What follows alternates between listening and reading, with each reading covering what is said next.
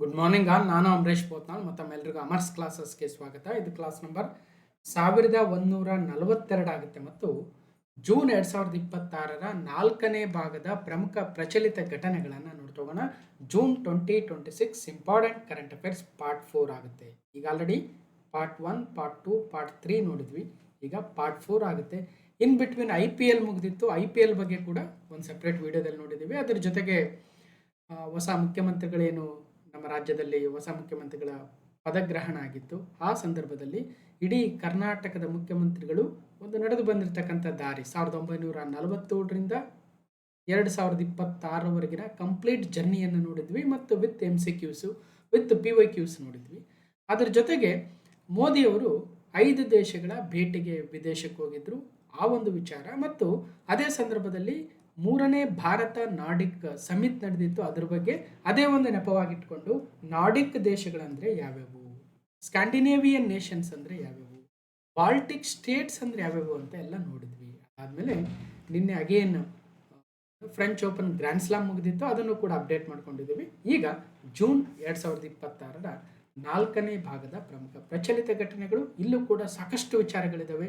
KEA ಏನು ಹೇಳಿಕೆಗಳ ಮುಖಾಂತರ ಏನು ಕೇಳ್ತಾ ಇದೆ, ಅದಕ್ಕೆ ತಕ್ಕಂತೆ ನಮ್ಮ ಪ್ರಿಪ್ರೇಷನ್ನ ನಾವು ಮುಂದುವರಿಸಬೇಕಾಗುತ್ತೆ ಅಂತ ಹೇಳ್ತಾ, ಸೊ ಇದು ನನ್ನ ಒಂದಷ್ಟು ಕಿರುಪರಿಚಯವಾಗುತ್ತೆ. ಸೊ ಭಾಳಷ್ಟು ಜನ ಈಗ ಈ ಒಂದು ಕಾಂಪಿಟೇಟಿವ್ ಫೀಲ್ಡಿಗೆ ಬರ್ತಾ ಇರ್ತೀರ, ಇಲ್ಲ ನೋಟಿಫಿಕೇಶನ್ ಆಗ್ತಾ ಇದ್ದಾವಂತೆ, ನಾವು ಕೂಡ ಬರೆಯೋಣ ಸ್ಪರ್ಧಾತ್ಮಕ ಪರೀಕ್ಷೆಗಳನ್ನು ಅಂಥವ್ರಿಗೆ ಒಬ್ಬ ಒಳ್ಳೆಯ ಮಾರ್ಗದರ್ಶಕನನ್ನು ಈ ಒಂದು ಸ್ಪರ್ಧಾತ್ಮಕ ಪರೀಕ್ಷಾ ಜಗತ್ತಿನಲ್ಲಿ ಹುಡುಕೊಳ್ಳೋದೇ ಭಾಳ ಇಂಪಾರ್ಟೆಂಟ್. ಸೊ ಹಾಗಾಗಿ ಇಲ್ಲೊಂದಷ್ಟು ಕಿರುಪರಿಚಯವನ್ನು ಕೊಟ್ಟಿದ್ದೀನಿ. ಲೈಕ್ ಆದರೆ ಸಬ್ಸ್ಕ್ರೈಬ್ ಮಾಡಿಕೊಂಡು ಟೆಲಿಗ್ರಾಮ್ ಚಾನಲ್ಗೆ ಜಾಯ್ನ್ ಆಗಿ ಫಾಲೋ ಮಾಡ್ತಾ ಹೋಗಿ ವಿಡಿಯೋಸ್ ಅಂತ ಹೇಳ್ತಾ, ಮೊದಲ ಪ್ರಶ್ನೆ, ಕ್ವಶನ್ ನಂಬರ್ 1, 2026ರ SAFF ಅಂತ ಸೌತ್ ಏಷ್ಯನ್ ಫುಟ್ಬಾಲ್ ಫೆಡರೇಷನ್ ಅಂದರೆ ನಮ್ಮ ದಕ್ಷಿಣ ಏಷ್ಯಾಗಳ ಫುಟ್ಬಾಲ್ ಒಕ್ಕೂಟ ಏನಿದೆ, ಆ ಒಂದು ಒಕ್ಕೂಟ 2 ಫುಟ್ಬಾಲ್ ಟೂರ್ನಮೆಂಟ್ಗಳನ್ನು ನಡೆಸುತ್ತೆ. ಒಂದು ಮೆನ್ಸ್ ಸ್ಯಾಫ್ ಚಾಂಪಿಯನ್ಶಿಪ್, ಇನ್ನೊಂದು ವಿಮೆನ್ಸ್ ಸ್ಯಾಫ್ ಫುಟ್ಬಾಲ್ ಚಾಂಪಿಯನ್ಶಿಪ್. ಈಗ 2026ರ ಸ್ಯಾಫ್ ಮಹಿಳಾ ಚಾಂಪಿಯನ್ಶಿಪ್ ಫೈನಲ್ನಲ್ಲಿ ಭಾರತ ತಂಡವು ಹಾಲಿ ಚಾಂಪಿಯನ್ ಆಗಿದ್ದ ಬಾಂಗ್ಲಾದೇಶವನ್ನು ಯಾರನ್ನ ಸೋಲಿಸಿದ್ರು? ಭಾರತ ತಂಡ ಬಾಂಗ್ಲಾದೇಶ ತಂಡವನ್ನು ಸೋಲಿಸಿತು 3-1 ಗೋಲುಗಳ ಅಂತರದಿಂದ. ಆ ಮೂಲಕ ಭಾರತದ ಮಹಿಳೆಯರ ಫುಟ್ಬಾಲ್ ತಂಡ ಸ್ಯಾಫ್ ಮಹಿಳಾ ಚಾಂಪಿಯನ್ಶಿಪ್ನಲ್ಲಿ ದಾಖಲೆಯ 6ನೇ ಬಾರಿಗೆ ಪ್ರಶಸ್ತಿಯನ್ನು ಗೆದ್ದುಕೊಂಡಿತು. ಇಲ್ಲಿ ಹೇಳಿಕೆಗಳ ಮುಖಾಂತರ ಏನಾರ ಕ್ರಿಯೇಟ್ ಮಾಡೋಕ್ಕೆ ಹೋದರೆ 4-5 ಹೇಳಿಕೆ ಇಲ್ಲೇ ಬರ್ತವೆ. ಭಾರತ ಎಷ್ಟು ಬಾರಿ ಚಾಂಪಿಯನ್ಶಿಪ್ ಆಗಿದೆ ಮಹಿಳೆಯರ ತಂಡ? 6ನೇ ಬಾರಿ. ಭಾರತ ಫೈನಲ್ನಲ್ಲಿ ಯಾರನ್ನ ಸೋಲಿಸ್ತು? ಬಾಂಗ್ಲಾದೇಶವನ್ನು. ಸ್ಯಾಫ್ ಅಂದರೆ ಏನು ಅಲ್ವಾ, ಫುಲ್ ಫಾರ್ಮು. ಸೊ ಹೀಗೆ In the SAF Women's Championship 2026 final, India defeated the defending champions Bangladesh 3-1 to win the title for the record 6th time. ಇಲ್ಲಿ ಒಂದು ಗಮನಿಸಬೇಕು, ಭಾಳಷ್ಟು ಜನಕ್ಕೆ ಗೊತ್ತಿರಲ್ಲ ಡಿಫೆಂಡಿಂಗ್ ಚಾಂಪಿಯನ್ ಅಂದರೆ ಯಾರು ಗೊತ್ತಾ? ಡಿಫೆಂಡಿಂಗ್ ಅಂದರೆ ಯಾರು ಆಲ್ರೆಡಿ ಚಾಂಪಿಯನ್ ಆಗಿರ್ತಾರೆ ಕಳೆದ ವರ್ಷ, ಅವ್ರು ಮತ್ತೆ ಈ ಒಂದು ಸಲ ಆ ಚಾಂಪಿಯನ್ಶಿಪ್ಪನ್ನು ಉಳಿಸ್ಕೊಳ್ತಾರಾ ಇಲ್ವಾ, ಡಿಫೆಂಡಿಂಗ್ ಚಾಂಪಿಯನ್ ಅನ್ನಂಗೆ. ಹಾಗಾಗಿ ಬಾಂಗ್ಲಾದೇಶ ಏನು ಡಿಫೆಂಡಿಂಗ್ ಚಾಂಪಿಯನ್ ಇತ್ತು, ಅವರು ಪ್ರಶಸ್ತಿಯನ್ನು ಉಳಿಸಿಕೊಳ್ಳುವುದರಲ್ಲಿ ವಿಫಲರಾದರು. ಭಾರತ ಅವ್ರನ್ನ ಫೈನಲಲ್ಲಿ ಸೋಲಿಸಿತು. ಭಾರತ ಮಹಿಳಾ ಫುಟ್ಬಾಲ್ ತಂಡಕ್ಕೆ ಮೋದಿ ಅಭಿನಂದನೆ, ಸ್ಯಾಫ್ ಚಾಂಪಿಯನ್ಶಿಪ್ ಗೆಲುವು.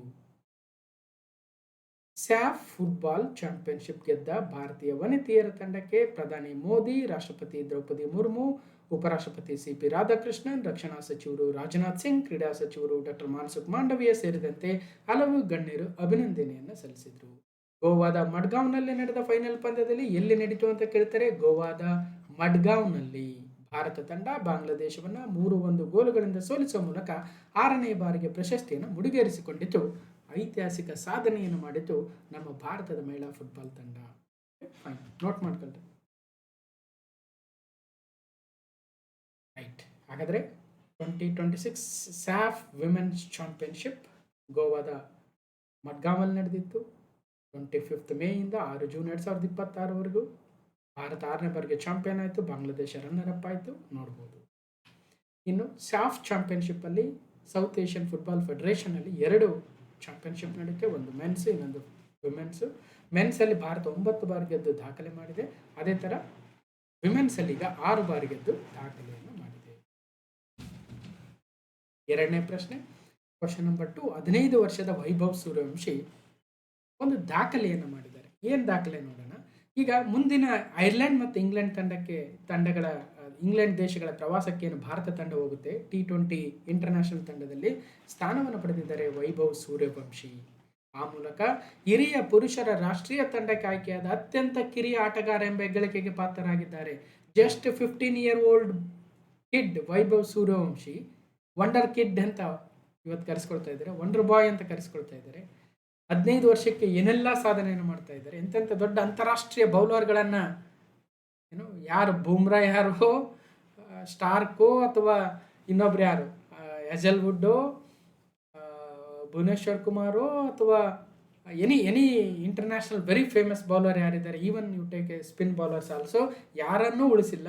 ಎಲ್ರಿಗೂ ವೈಭವ್ ಸೂರ್ಯವಂಶಿ ತನ್ನ ಬ್ಯಾಟ್ ಮುಖಾಂತರ ಉತ್ತರವನ್ನು ಕೊಟ್ಟಿದ್ದಾರೆ. 15 year old Vaibhav Suryavanshi has been named in India's T20 international squad for upcoming tours of England and Ireland, becoming the youngest player ever selected for the senior men's national team.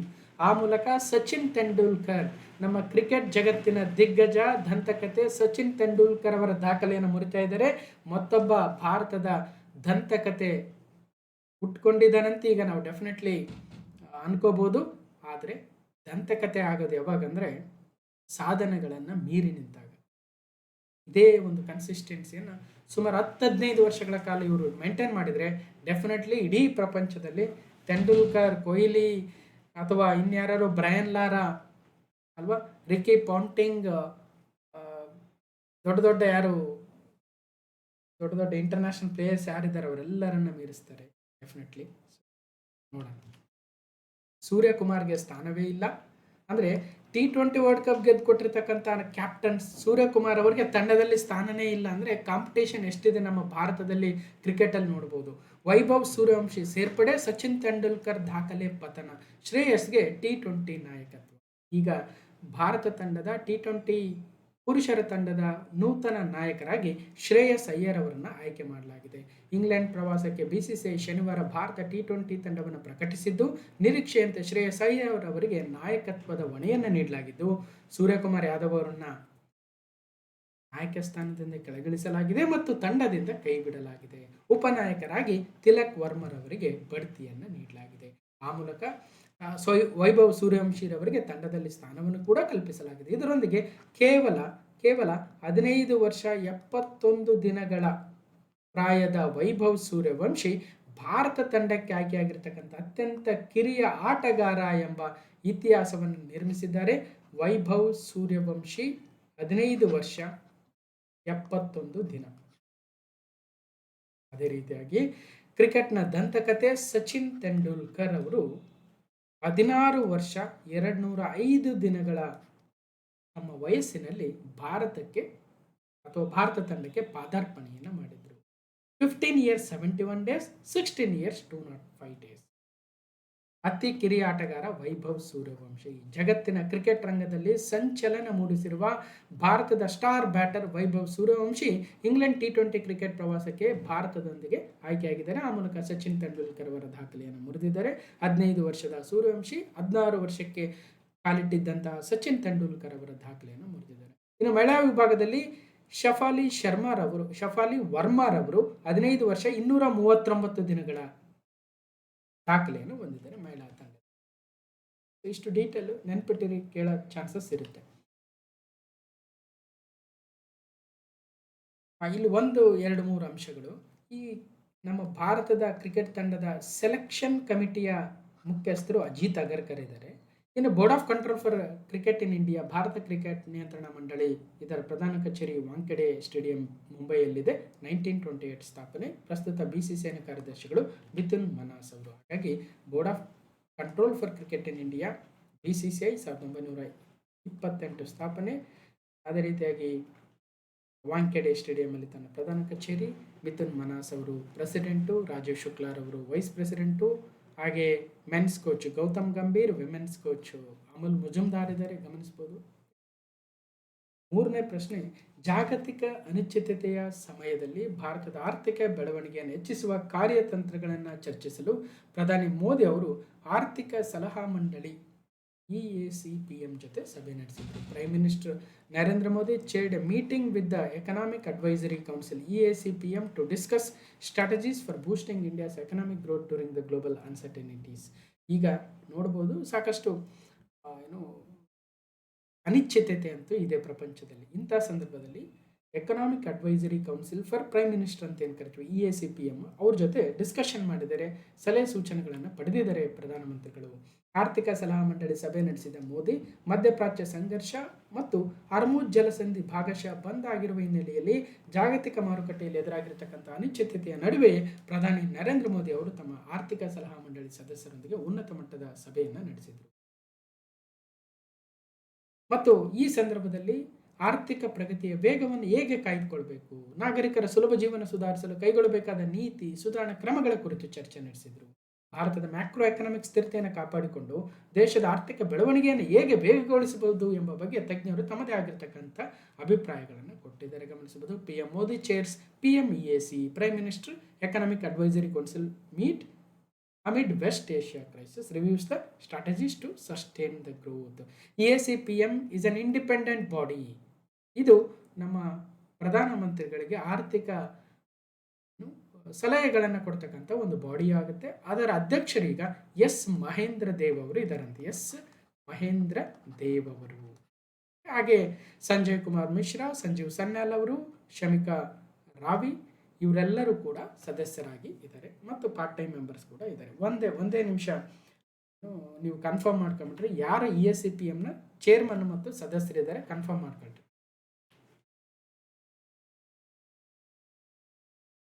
Question number 4, ಪ್ರತಿಷ್ಠಿತ Norway chess ಪಂದ್ಯಾವಳಿಯನ್ನು ಗೆದ್ದ ಮೊದಲ ಭಾರತೀಯ ಎಂಬ ಹೆಗ್ಗಳಿಕೆಗೆ ಪಾತ್ರರಾದ ಭಾರತೀಯ chess grand master ಯಾರು? ಮೊದಲನೇ ಆಪ್ಷನ್ ರಮೇಶ್ ಬಾಬು ಪ್ರಜ್ಞಾನಂದ, ಎರಡನೇ ಆಪ್ಷನ್ ಅರ್ಜುನ್ ಇರಿಗೇಶಿ, ಮೂರನೇ ಆಪ್ಷನ್ D ಗುಕೇಶ್, ನಾಲ್ಕನೇ ಆಪ್ಷನ್ ಇನ್ಯಾರೋ ಕೊಡ್ಬೋದು, ಕೊನೆಯರು ಹಂಪಿನೋ ಅಥವಾ ಯಾರು. ಹಾಗಾಗಿ Indian chess grand master Ramesh Babu Praggnanandhaa who became the first Indian to win the prestigious Norway chess tournament.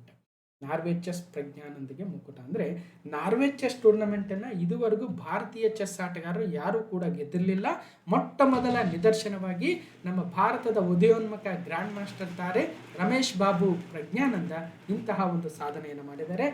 ಭಾರತದ ಗ್ರ್ಯಾಂಡ್ ಮಾಸ್ಟರ್ ಪ್ರಜ್ಞಾನಂದ ಅವರು ಜರ್ಮನಿಯ ವಿನ್ಸೆಂಟ್ ಕೀಮರ್ ವಿರುದ್ಧ ರೋಚಕ ಜಯವನ್ನು ಸಾಧಿಸುವ ಮೂಲಕ ಪ್ರತಿಷ್ಠಿತ ನಾರ್ವೆ ಚೆಸ್ ಅನ್ನು ಗೆದ್ದಿದ್ದಾರೆ. ಈ ಸಾಧನೆ ಮಾಡಿದ ಮೊದಲ ಭಾರತೀಯ ಎನ್ನುವ ಖ್ಯಾತಿಗೂ ಕೂಡ ರಮೇಶ್ ಬಾಬು ಪ್ರಜ್ಞಾನಂದ ಪ್ರಜ್ಞಾನಂದ ಭಾಜನರಾಗಿದ್ದಾರೆ. ಟೂರ್ನಿಯಲ್ಲಿ ವಿಶ್ವದ ನಂಬರ್ 1 ಆಟಗಾರ ಮ್ಯಾಗ್ನಸ್ ಕಾರ್ಲ್ಸನ್ ಅವರನ್ನ ಕ್ಲಾಸಿಕ್ ಚೆಸ್ನಲ್ಲಿ 2 ಬಾರಿ ಮಣಿಸಿರ್ತಕ್ಕಂತಹ ಒಂದು ಸಾಮರ್ಥ್ಯವನ್ನು ತೋರಿದ್ದಾರೆ ಅಂತಕ್ಕಂಥದ್ದು ಇಲ್ಲಿ ಗಮನಿಸಬೇಕು. ಪ್ರಜ್ಞಾನಂದ ಮುಡಿಗೆ ನಾರ್ವೆ ಚೆಸ್ ಕಿರೀಟ.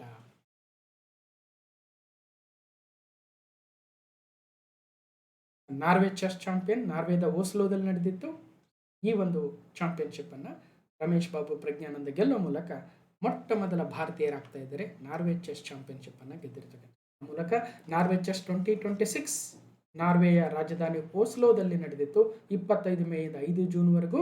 ಇದರಲ್ಲಿ ಪ್ರಜ್ಞಾನಂದ ಪುರುಷರ ವಿಭಾಗದಲ್ಲಿ, ಬಿಬಿಸಾರಾ ಅಸಾಭಾವೇಯ ಏನೋ ಬಿಬಿಸಾರಾ ಅಂತ ಕಜಕಿಸ್ತಾನದ ಲೇಡಿ ಚೆಸ್ ಗ್ರ್ಯಾಂಡ್ ಮಾಸ್ಟರ್ ಅವರು ಮಹಿಳೆಯರ ವಿಭಾಗದಲ್ಲಿ ವಿನ್ ಆಗಿದ್ದಾರೆ. ಪುರುಷರ ವಿಭಾಗದಲ್ಲಿ ನಮ್ಮ ಪ್ರಜ್ಞಾನಂದರವರು. ಕ್ವಶನ್ ನಂಬರ್ 5 ಸ್ವಲ್ಪ ಸ್ಪೋರ್ಟ್ಸು ಹಲವಾರು ಪ್ರಶ್ನೆಗಳು ಬಂದಿದ್ದಾವೆ. ಯಾಕಂದರೆ KA ಕೂಡ ಸ್ಪೋರ್ಟ್ಸ್ ಮೇಲೆ ಸಾಕಷ್ಟು ಪ್ರಶ್ನೆಗಳನ್ನು ತೆಗಿತಾರೆ. ಅದರಲ್ಲೂ PSI PC ಅಂದ ತಕ್ಷಣ ಸ್ಪೋರ್ಟ್ಸ್ ಜಾಸ್ತಿ ಆಗ್ತಾರೆ. ನೋಡಿದ್ದೀವಿ, ಅಬ್ಸರ್ವ್ ಮಾಡಿದ್ದೀವಿ. ಭಾರತ U18 ಒಂದು ವೇಳೆ ನೋಡಬೇಕು, ಕನ್ಫರ್ಮ್ ಮಾಡ್ಕೋಬೇಕಂದ್ರೆ PSI 545 PSI 402 KA ನಡೆಸಿದ್ರಲ್ವ, ಹೋಗಿ ಕ್ವಶನ್ ಪೇಪರ್ ಚೆಕ್ ಮಾಡಿ. ನಾವು ಸಾಲ್ವ್ ಮಾಡಿದ್ದೀವಿ. ಭಾರತದ ಅಂಡರ್ 18 ಪುರುಷರ ಹಾಕಿ ಏಷ್ಯಾ ಕಪ್ 2026 ಪ್ರಶಸ್ತಿಯನ್ನು ಗೆದ್ದುಕೊಂಡಿತು. ಮಹಿಳಾ ತಂಡ ಕಂಚಿನ ಪದಕಕ್ಕೆ ತೃಪ್ತಿಪಟ್ಟಿತು. ಈಗ ನಾವು ಸ್ಯಾಫ್ ಫುಟ್ಬಾಲ್ ಬಗ್ಗೆ ನೋಡಿದ್ವಿ. ಅದೇ ಥರ Asia cup hockey but under 18 ಇದರಲ್ಲಿ ಮೆನ್ಸ್ ಮತ್ತು ವಿಮೆನ್ಸ್ ಅಂದರೆ ಅಂಡರ್ 18 ತಂಡಗಳು ನಮ್ಮ ಭಾರತದ ಬಾಯ್ಸ್ ಮತ್ತು ಗರ್ಲ್ಸ್ ಅಂಡರ್ 18 ತಂಡ ಏಷ್ಯಾ ಕಪ್ ಹಾಕಿಯನ್ನು ಆಡಿದ್ರು. ಅದರಲ್ಲಿ ಭಾರತದ ತಂಡ ಚಿನ್ನದ ಪದಕವನ್ನು ಗೆಲ್ತು. ಮಹಿಳೆಯರ ತಂಡ ಅಥವಾ ಬಾಲಕಿಯರ ತಂಡ ಅಂತ ಕರಿಬೋದು, ಅಂಡರ್ 18 ತಂಡ ಕಂಚಿನ ಪದಕವನ್ನು ಗೆಲ್ತು. India clinches under 18 men's hockey Asia cup 2026 title. Women's team settles for the bronze. Asia cup hockey Bharat champion. ಪುರುಷರ 18 ವರ್ಷದ ಒಳಗಿನವರ ಏಷ್ಯಾ ಕಪ್ ಫೈನಲ್ ಪಂದ್ಯದಲ್ಲಿ ಭಾರತ ತಂಡವು ಆತಿಥೇಯ ಜಪಾನ್. ಆತಿಥೇಯ ಅಂದ್ರೆ ಏನರ್ಥ? ಯಾರು ನಡೆಸಿರ್ತಾರಲ್ವೋ ಆ ತಂಡವನ್ನು ಆತಿಥೇಯ ಅಂತ ಕರಿತೀವಿ. ಹಾಗಾಗಿ ಜಪಾನ್ ತಂಡ ಆತಿಥೇಯ ತಂಡವಾಗಿತ್ತು. ಕಕಾಮಿ ಗಹಾರ ಎನ್ನುವ ಪ್ರದೇಶದಲ್ಲಿ, ಜಪಾನ್ ದೇಶದಲ್ಲಿ ಈ ಒಂದು ಫೈನಲ್ ನಡೆದಿತ್ತು. ಅದರಲ್ಲಿ ಭಾರತದ ಪುರುಷರ 18 ವರ್ಷದೊಳಗಿನವರ ಹಾಕಿ ತಂಡ ಜಪಾನ್ 18 ವರ್ಷದೊಳಗಿನವರ ಹಾಕಿ ತಂಡವನ್ನು 4-1 ಗೋಲುಗಳ ಭರ್ಜರಿ ವಿಜಯವನ್ನು ಸಾಧಿಸಿ ಚಾಂಪಿಯನ್ ಆಗಿ ಹೊರಹೊಮ್ಮಿ. ಆ ಮೂಲಕ ಪ್ರಧಾನಿಯವರು ಕೂಡ ಆ ಒಂದು ಶುಭಾಶಯಗಳನ್ನು ತಿಳಿಸಿದರು. ಜೊತೆಗೆ ಚಿನ್ನದ ಪದಕ ಗೆದ್ದಿರ್ತಕ್ಕಂಥ ಈ 18 ವರ್ಷದ ಒಳಗಿನವರ ಪುರುಷರ ಹಾಕಿ ತಂಡದ ಪ್ರತಿಯೊಬ್ಬ ಆಟಗಾರರಿಗೆ 3 ಲಕ್ಷ ರೂಪಾಯಿ ಪ್ರೈಸ್ ಮನಿ, ಹಾಗೆ ಸಿಬ್ಬಂದಿಗೆ 1.5 ಲಕ್ಷ ರೂಪಾಯಿ ಕೊಟ್ಟಿದ್ದಾರೆ. ಮತ್ತು ಕಂಚಿನ ಪದಕ ಗೆದ್ದ ಭಾರತೀಯ ಮಹಿಳಾ ಹಾಕಿ ತಂಡದ ಪ್ರತಿಯೊಬ್ಬ ಆಟಗಾರ್ತಿಗೆ 1 ಲಕ್ಷ ರೂಪಾಯಿ, ಪೋಷಕ ಸಿಬ್ಬಂದಿಗೆ 50,000. ಅಂದರೆ ಇಲ್ಲಿ ಮನಿ ಎಷ್ಟು ಕೊಟ್ಟಿದ್ರು ಅಂತ ಕೇಳಲ್ಲ. ಇದರ ಅರ್ಥ ಏನು? ಒಂದು ಎಕನಾಮಿಕಲಿ ಸಬಲತೆಯನ್ನು ಕೊಟ್ಟಾಗ ಆ ಹುಡುಗರಿಗೆ ಇನ್ನಷ್ಟು ಸಾಧನೆ ಮಾಡಬೇಕು. ಯಾಕಂದ್ರೆ ಫೈನಲಿ ನಮ್ಮ ಕಡೆ ಒಂದು ಮಾತಿದೆ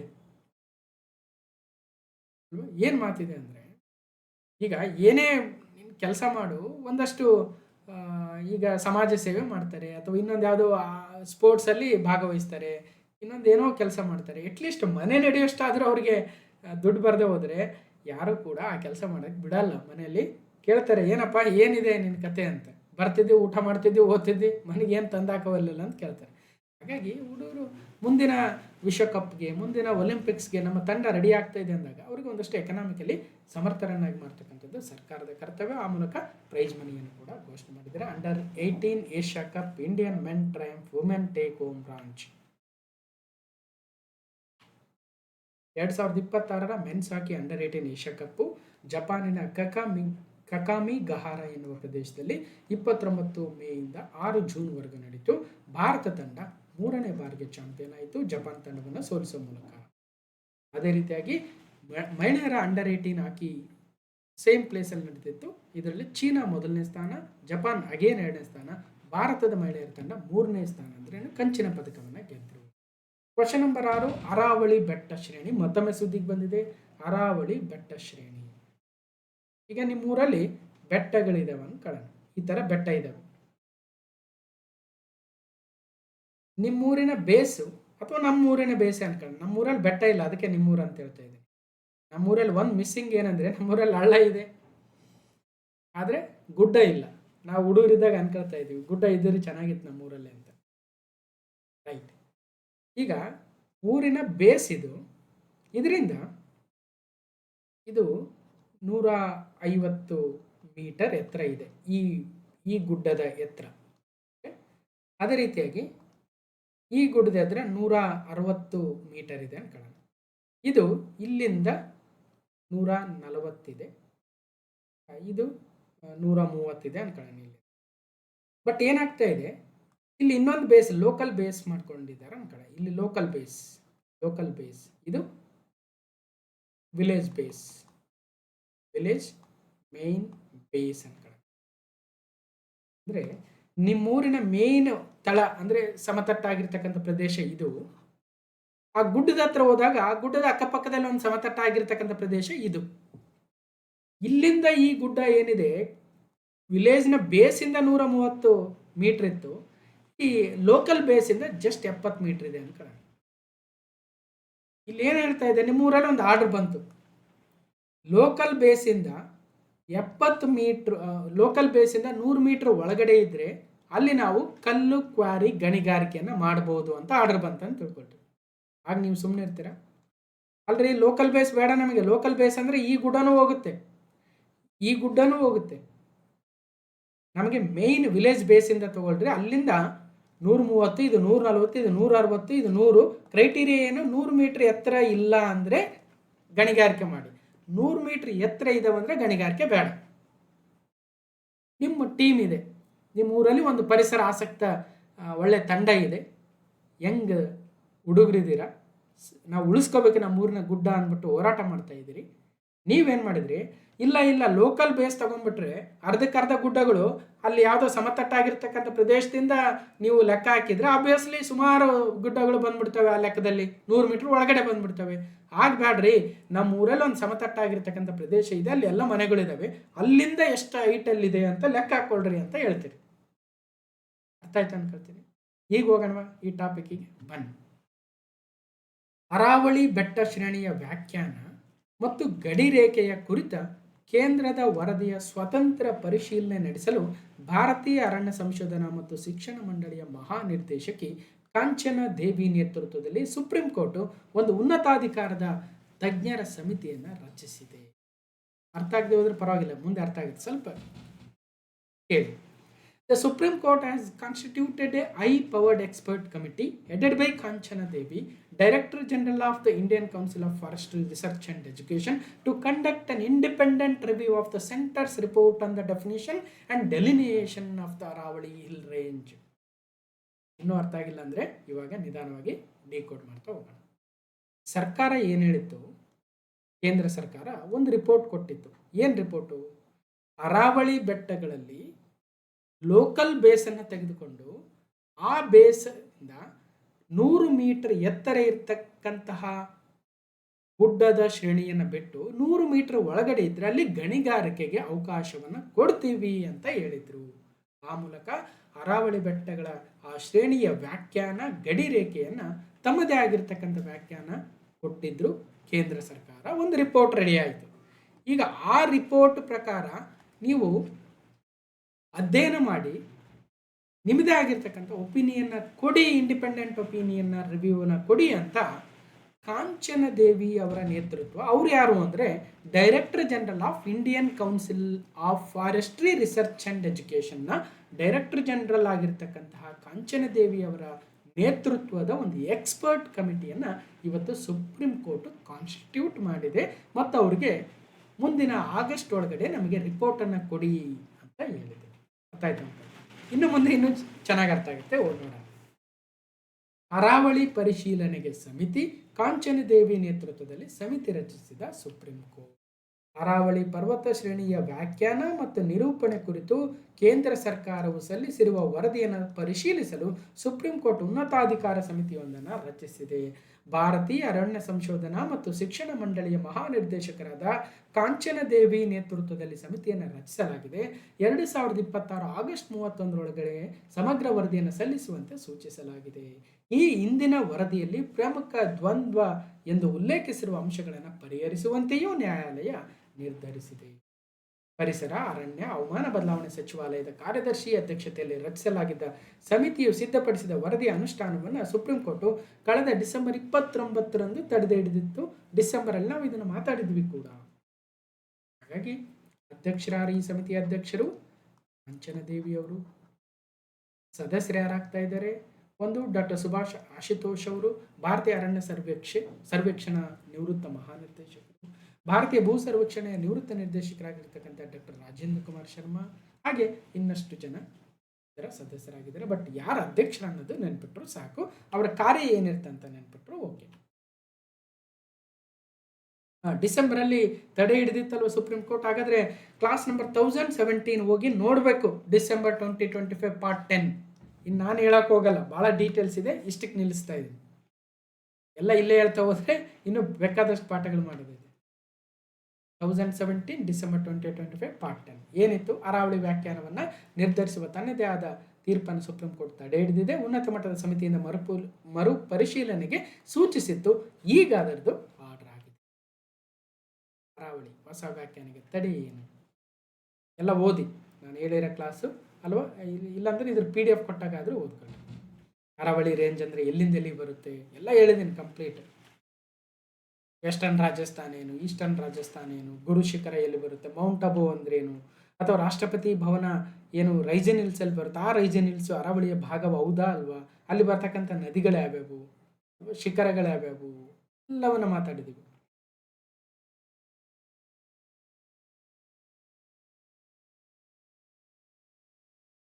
ಇಲ್ಲಿ ಒಂದು ಎಕ್ಸಾಂಪಲ್ ಕೊಟ್ಬಿಡ್ತೀನಿ. ಇದು lowest elevation of A state.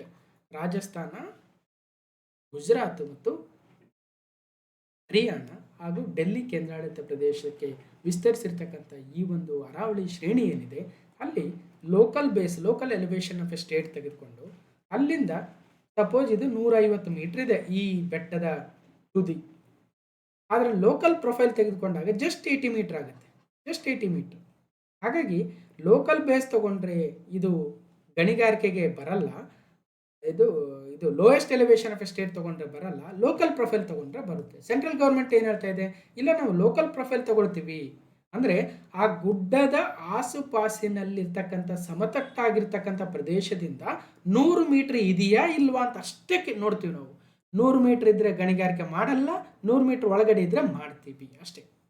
ಅದೇ ಥರ ಇನ್ನೊಂದು ಪಕ್ಕದ ಈ ಬೆಟ್ಟಕ್ಕೆ ಹೋಗೋಣ. ಈ ಬೆಟ್ಟ ಏನಿದೆ, ಈ ಬೆಟ್ಟ ಲೋಯೆಸ್ಟ್ ಎಲಿವೇಶನ್ ಆಫ್ ಎ ಸ್ಟೇಟಿಂದ 110 ಮೀಟರ್ ಇದೆ. 110 ಮೀಟರ್ ಇರೋದ್ರಿಂದ actually it will not be considered. ಆದರೆ ಲೋಕಲ್ ಪ್ರೊಫೈಲ್ ತೆಗೆದುಕೊಂಡ್ರೆ just 60 metre it will come under the mining. ಅದೇ ಥರ ಇನ್ನೊಂದು ಪೀಕ್ಗೆ ಹೋಗೋಣ. It is looks like very highest peak, 170 metre height ಇದೆ from the lowest elevation, but local ಪ್ರೊಫೈಲಿಂದ just 90 metre. ಹಾಗಾಗಿ that will also come under the mining. Just example. Class number ಹೇಳಿದ್ದೀನಲ್ಲ, ಹೋಗಿ ನೋಡಿ, ಬಹಳ ಚೆನ್ನಾಗಿದೆ.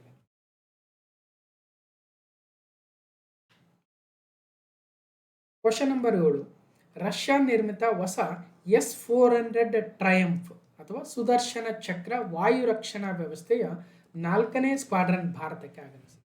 New Russian made S-400 triumph Sudarshan Chakra air defence systems 4th squadron has arrived in India. S-400 Sudarshan Chakra ಎಷ್ಟನೇದಿದು? 4ನೇ squadron ಅಂತೆ ಭಾರತಕ್ಕೆ ಬಂದಿದೆ. ಎಕ್ಸಾಂಪಲ್ ಕೇಳಿದ್ರು, S-400 ಅನ್ನು ಯಾವ ದೇಶದಿಂದ ಆಮದು ಮಾಡ್ಕೊಳ್ತಾ ಇದ್ದೀವಿ? ರಷ್ಯಾದಿಂದ. ಇದು ಎಷ್ಟನೇದಿದು? 4ನೇದು. 2018ರಲ್ಲಿ ಒಟ್ಟು 5 S-400ಗಳನ್ನು ಖರೀದಿಸುವ ಸಂಬಂಧ ಒಪ್ಪಂದವನ್ನು ಮಾಡಿಕೊಂಡಿದ್ದು, ಮೊದಲ 3 ಸುದರ್ಶನ ಚಕ್ರಗಳು S-400 ಆಲ್ರೆಡಿ ಬಂದಿದ್ವು. ಆದರೆ ರಷ್ಯಾ ಉಕ್ರೇನ್ ಯುದ್ಧದ ವೇಳೆ ಒಂದಷ್ಟು ಕೆಲಸ ಬಾಕಿ ಉಳಿದಿದ್ದರಿಂದ ಪೂರೈಕೆಯಲ್ಲಿ ವಿಳಂಬವಾಗಿತ್ತು. S-400 ಸುದರ್ಶನ ಚಕ್ರ.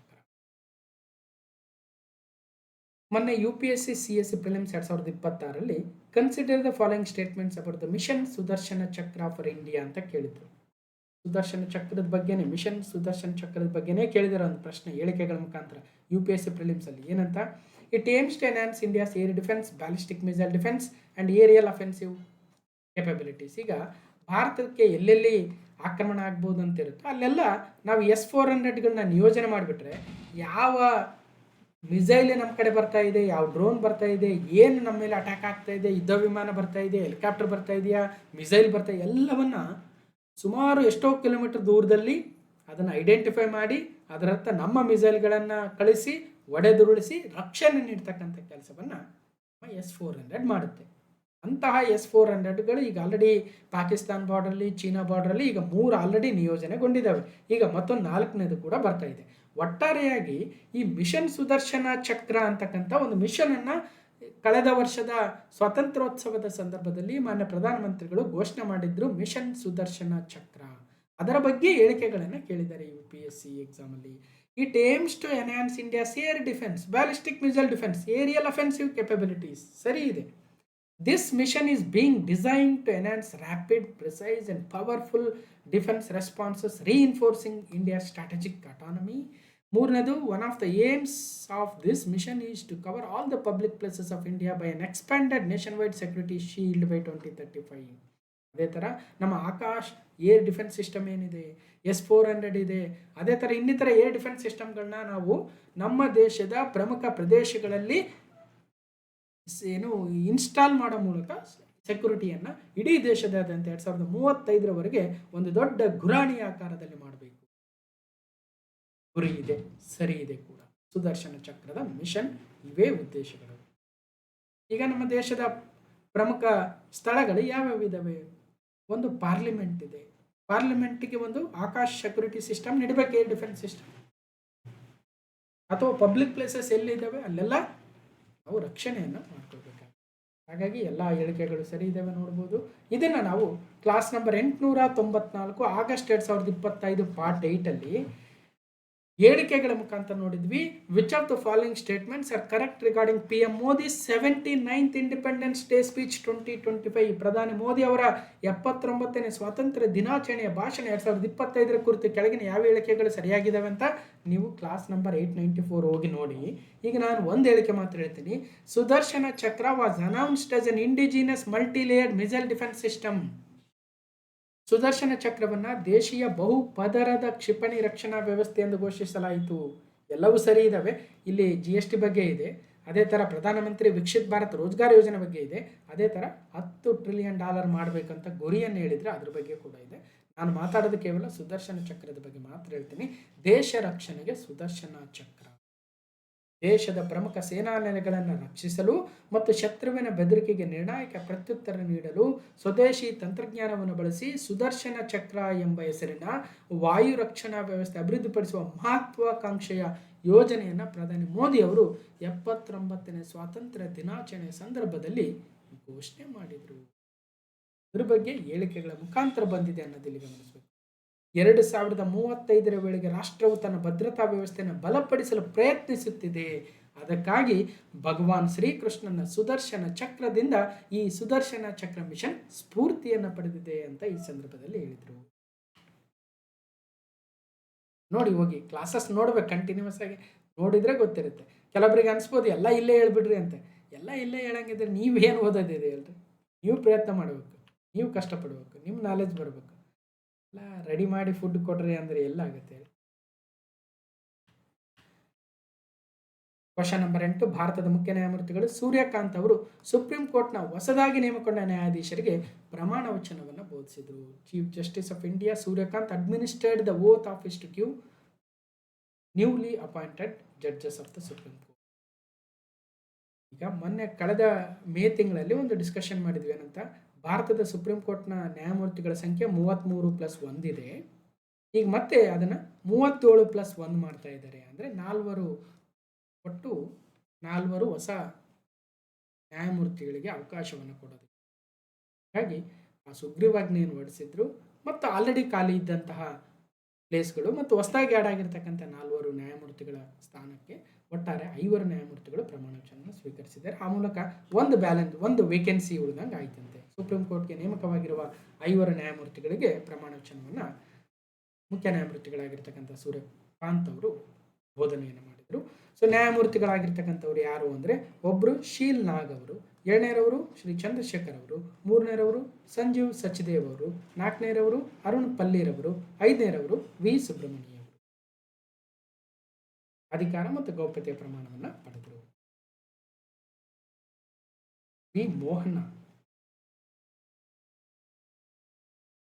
ವಿ ಸುಬ್ರಹ್ಮಣಿ ಮೋಹನ ಅವರು ಮಹಿಳಾ ನ್ಯಾಯಮೂರ್ತಿಗಳು.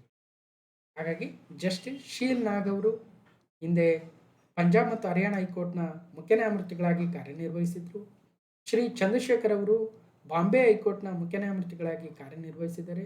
ವಿ ಮೋಹನರವರು ಸೀನಿಯರ್ ಅಡ್ವೊಕೇಟ್ ಆಗಿದ್ದಾರೆ. ಅದೇ ರೀತಿಯಾಗಿ ಅರುಣ್ ಪಲ್ಲೀರವರು ಹಿಂದೆ ಲಡಾಖ್ ಮತ್ತು ಜಮ್ಮು ಕಾಶ್ಮೀರ ಹೈಕೋರ್ಟ್ನ ಚೀಫ್ ಜಸ್ಟಿಸ್ ಆಗಿ ಕೆಲಸ ಮಾಡಿದ್ದಾರೆ. ಅದೇ ರೀತಿಯಾಗಿ ಸಂಜೀವ್ ಸಚ್ದೇವ್ರವರು ಹಿಂದೆ ಮಧ್ಯಪ್ರದೇಶ ಹೈಕೋರ್ಟ್ನ ಮುಖ್ಯ ನ್ಯಾಯಮೂರ್ತಿಗಳಾಗಿ ಕಾರ್ಯನಿರ್ವಹಿಸಿದ್ದಾರೆ. ಹಾಗಾಗಿ 37+1 ಒಟ್ಟು 38 ನ್ಯಾಯಮೂರ್ತಿಗಳು ನಮ್ಮ ಸುಪ್ರೀಂ ಕೋರ್ಟ್ನಲ್ಲಿದ್ದಾರೆ. ಈಗ 37 ಜನ ನೇಮಕ ಆದಂಗಾಯಿತು, 1 ವೇಕೆನ್ಸಿ ಇದೆ. ಇನ್ನು ಸುಪ್ರೀಂ ಕೋರ್ಟ್ನ ಮುಖ್ಯ ನ್ಯಾಯಮೂರ್ತಿಗಳ ಅಥವಾ ನ್ಯಾಯಮೂರ್ತಿಗಳ ನಂಬರ್ ಯಾವಾಗ ಇನ್ಕ್ರೀಸ್ ಆಗಿತ್ತು ಅಂತಕ್ಕಂಥದ್ದು ಮೊನ್ನೆ ಕಳೆದ ವಿಡಿಯೋದಲ್ಲಿ ನಾವು ಮಾತಾಡಿದ್ವಿ ಕೂಡ. ಹೈಕೋರ್ಟ್ ಜಡ್ಜ್ ಆಗಿರಬೇಕು 5 ವರ್ಷ ಕಾಲ ಅಥವಾ ಹೈಕೋರ್ಟ್ ಅಡ್ವೊಕೇಟ್ ಆಗಿ 10 ವರ್ಷಗಳ ಕಾಲ ಸೇವೆ ಸಲ್ಲಿಸಿರಬೇಕು, ಇಲ್ಲ ಡಿಸ್ಟಿಂಗ್ವಿಶ್ಡ್ ಜ್ಯೂರಿಸ್ಟ್ ಆಗಿ ಕಾರ್ಯನಿರ್ವಹಿಸಿರಬೇಕು. ಅಂಥವರಿಗೆ ಆರ್ಟಿಕಲ್ 124 ಮುಖಾಂತರ ನಮ್ಮ ದೇಶದ ಸುಪ್ರೀಂ ಕೋರ್ಟ್ನ ನ್ಯಾಯಮೂರ್ತಿಗಳಾಗ್ತಕ್ಕಂತಹ ಅರ್ಹತೆಯನ್ನು ಪಡಿತಾರೆ. ಸೊ ಅದೇ ರೀತಿಯಾಗಿ ಇವ್ರನ್ನ ನೇಮಕ ಮಾಡ್ತಕ್ಕಂಥವ್ರು ಕೊಲೇಜಿಯಂ ಅಂದರೆ chief justice of India Suryakant ಮತ್ತು 4 ಸೀನಿಯರ್ ಮೋಸ್ಟ್ ಜಡ್ಜಸ್ ಯಾರಿರ್ತಾರೆ ಅವರ ಒಂದು ತಂಡ, ಕೊಲೇಜಿಯಂ ತಂಡ ಅಂತ ಕರಿತೀವಿ, ಅವರು ಆಯ್ಕೆ ಮಾಡಿ ಸರ್ಕಾರಕ್ಕೆ ಸಲ್ಲಿಸುತ್ತೆ. ಸರ್ಕಾರ ಅಪ್ರೂವ್ ಮಾಡಿ ಪ್ರೆಸಿಡೆಂಟ್ ಅವರ ಸಿಗ್ನೇಚರ್ ಜೊತೆಗೆ ಫೈನಲ್ ಅಪಾಯಿಂಟ್ಮೆಂಟ್ ಆಗುತ್ತೆ. ರಿಟೈರ್ಮೆಂಟ್ ಏಜ್ 65 ವರ್ಷಗಳು ನೋಡ್ಬೋದು. ಮೇ 2026 ಪಾರ್ಟ್ 7 ಕ್ಲಾಸ್ ನಂಬರ್ ನೀವೇ ನೋಡ್ಕೊಳ್ರಿ. ಅಲ್ಲಿ ರಾಷ್ಟ್ರಪತಿ ದ್ರೌಪದಿ ಮುರ್ಮುರವರು ಭಾರತದ ಮುಖ್ಯ ನ್ಯಾಯಮೂರ್ತಿಗಳನ್ನು ಹೊರತುಪಡಿಸಿ ಸರ್ವೋಚ್ಚ ನ್ಯಾಯಾಲಯದ ನ್ಯಾಯಾಧೀಶರ ಸಂಖ್ಯೆಯನ್ನು 37ಕ್ಕೆ ಹೆಚ್ಚಿಸುವ ಸರ್ವೋಚ್ಚ ನ್ಯಾಯಾಲಯ ನ್ಯಾಯಾಧೀಶರ ಸಂಖ್ಯೆ ತಿದ್ದುಪಡಿ ಸುಗ್ರೀವಾಜ್ಞೆ 2026. The supreme court number of judges amendment ordinance 2026 ಅನ್ನು ಇತ್ತೀಚೆಗೆ ಸಹಿ ಮಾಡಿದ್ರು. ಆ ಮೂಲಕ ಈಗ ನ್ಯಾಯಮೂರ್ತಿಗಳ ನೇಮಕವೂ ಕೂಡ ಆಗ್ತಾ ಇದೆ. ಸೊ ಮೇ 2026 ಪಾರ್ಟ್ 7 ಹೋಗಿ ಒಂದ್ಸಲ ನೋಡಿ, ಅಲ್ಲಿ ಇನ್ನಷ್ಟು ಮಾಹಿತಿ ಸಿಗುತ್ತೆ. Question number 9, CBSE on screen marking ವ್ಯವಸ್ಥೆ ಕುರಿತಾದ ವಿವಾದದ ನಡುವೆ ಕೇಂದ್ರ ಸರ್ಕಾರವು ಹಿರಿಯ IAS ಅಧಿಕಾರಿ ಲೋಖಂಡೆ ಪ್ರಶಾಂತ್ ಸೀತಾರಾಮ್ ಅವರನ್ನು CBSEಯ ನೂತನ ಅಧ್ಯಕ್ಷರನ್ನಾಗಿ ಮತ್ತು ವರುಣ್ ಭಾರದ್ವಾಜ್ ಅವರನ್ನು ಮಂಡಳಿಯ ನೂತನ ಕಾರ್ಯದರ್ಶಿಯನ್ನಾಗಿ ನೇಮಿಸಿದೆ. CBSE on screen marking controversy ಅಂದರೆ, ಈಗ ರಿವ್ಯಾಲ್ಯೂಷನ್ ಹಾಕಿರ್ತಕ್ಕಂಥ ವಿದ್ಯಾರ್ಥಿಗಳಿಗೆ ಅವ್ರು ಬರೆದಿರ್ತಕ್ಕಂಥ ಪೇಪರೇ ಒಂದು, ಅವರು ಲಾಗಿನ್ ಆಗಿ ನೋಡಿದ್ರೆ ಅಲ್ಲಿ ಸ್ಕ್ಯಾನ್ ಮಾಡಿ ಹಾಕಿರ್ತಕ್ಕಂಥ ಪೇಪರೇ ಇನ್ನೊಂದು ಅಲ್ವಾ. ಒಂದಷ್ಟು ಪೇಜ್ಗಳು ಮಿಸ್ ಆಗಿಬಿಟ್ಟಿದ್ದಾವೆ. ಮಾರ್ಕ್ಸನ್ನ ಅವರು ಯಾರು ಇವ್ಯಾಲ್ಯೂಯೇಷನ್ ಮಾಡ್ತಾರೆ ಅವರ ಲಾಗಿನ್ಗಳನ್ನು ಕ್ರ್ಯಾಕ್ ಮಾಡಿ ಇನ್ಯಾರೋ ಮಾರ್ಕ್ಸ್ ಹಾಕ್ತಕ್ಕಂಥ ಅವಕಾಶ ಇದೆ, ಲೂಪ್ ಹೋಲ್ ಇದೆ, ಪ್ರಾಬ್ಲಮ್ ಇದೆ ಸಾಫ್ಟ್ವೇರಲ್ಲಿ ಅಂತೇಳಿ ಗೊತ್ತಾಗಿದೆ. ಹಲವಾರು ವಿದ್ಯಾರ್ಥಿಗಳು ಕೂಡ ಕಂಪ್ಲೇಂಟ್ ಮಾಡಿದ್ರು.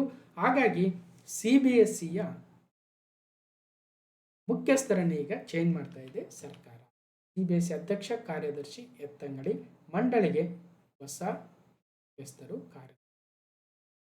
12ನೇ ತರಗತಿಯ ಉತ್ತರ ಪತ್ರಿಕೆಗಳ ಡಿಜಿಟಲ್ ಮೌಲ್ಯಮಾಪನಕ್ಕೆ ಪರಿಚಯಿಸಲಾದ ಆನ್ ಸ್ಕ್ರೀನ್ ಮಾರ್ಕಿಂಗ್ OSM ವ್ಯವಸ್ಥೆಯಲ್ಲಿನ ಅಕ್ರಮಗಳು ಬೆಳಕಿಗೆ ಬಂದ ಹಿನ್ನೆಲೆ ಕೇಂದ್ರ ಸರ್ಕಾರ CBSE ಮುಖ್ಯಸ್ಥ ರಾಹುಲ್ ಸಿಂಗ್ ಅವರನ್ನು, ಕಾರ್ಯದರ್ಶಿ ಹಿಮಾಂಶು ಗುಪ್ತಾ ಅವರನ್ನು ವರ್ಗಾವಣೆ ಮಾಡಿದೆ. CBSE ಮುಖ್ಯಸ್ಥರಾಗಿ ಹಿರಿಯ IAS ಅಧಿಕಾರಿ ಲೋಖಂಡೆ ಪ್ರಶಾಂತ್ ಸೀತಾರಾಮ್ ಅವರನ್ನು ಮತ್ತು ಕಾರ್ಯದರ್ಶಿಯಾಗಿ ವರುಣ್ ಭಾರದ್ವಾಜ್ ಅವರನ್ನು ನೇಮಿಸಲಾಗಿದೆ.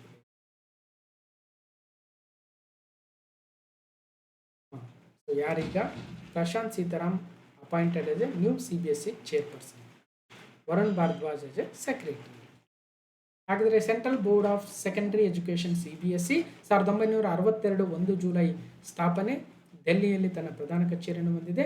ರಾಹುಲ್ ಸಿಂಗ್ ಅವರು ಇದರ ಚೇರ್ಪರ್ಸನ್ ಆಗಿದ್ದರು. ಈಗ ಅವರ ಸ್ಥಾನಕ್ಕೆ ಲೋಖಂಡೆ ಸೀತಾರಾಮ್ ಅವರನ್ನು ತರ್ತಾ ಇದ್ದಾರೆ. ಮಿನಿಸ್ಟರ್ ಆಫ್ ಎಜುಕೇಷನ್ ಅಡಿಯಲ್ಲಿ ಬರ್ತಾ ಇದೆ. ಕ್ವಶನ್ ನಂಬರ್ 10, ಶ್ರೀಲಂಕಾದ ಜಾವೆಲಿನ್ ಎಸೆತಗಾರ ರುಮೇಶ್ ತರಂಗ ಅವರು ರೋಮ್ ಡೈಮಂಡ್ ಲೀಗ್ನಲ್ಲಿ ಐತಿಹಾಸಿಕ 92.62 ಮೀಟರ್ ಜಾವೆಲಿನ್ ಎಸೆಯುವ ಮೂಲಕ ಚಿನ್ನದ ಪದಕವನ್ನು ಗೆದ್ದರು. ಇದು ವಿಶ್ವದ ಇತಿಹಾಸದಲ್ಲಿ 8ನೇ ಅತಿ ಉದ್ದದ ಎಸೆತ ಮತ್ತು ಏಷ್ಯನ್ನರಿಂದ 2ನೇ ಅತಿ ಉದ್ದದ ಎಸೆತ. ಶ್ರೀಲಂಕನ್ ಜಾವೆಲಿನ್ ಥ್ರೋವರ್ ರಮೇಶ್ ತರಂಗ.